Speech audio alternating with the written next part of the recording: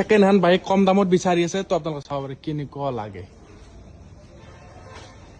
মানে ভৰি আছে সব EMI লাগিলে EMI হৈ যাব আপোনালোকে আহক স্ক্ৰিনত নম্বৰ দি আছে আৰু যোনে যোনে ফেচবুক পেজটো নতুনকৈ আছে প্লিজ ফলো কৰি দিব এটা মানে আপোনালোকে এটা EMI লাগিলে EMI হৈ যাব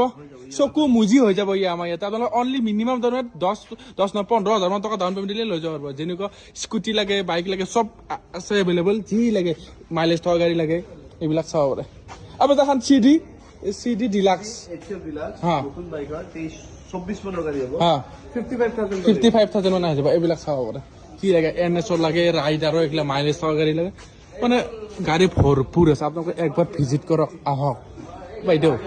এড্ৰেছটো বহুতে নাজানে এড্ৰেছটো একবাৰ কৈ দিবাচোন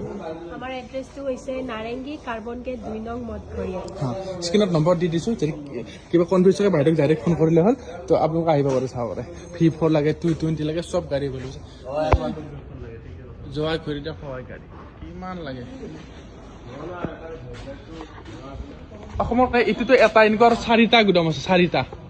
এনেকুৱা ডাবল থকা গাড়ী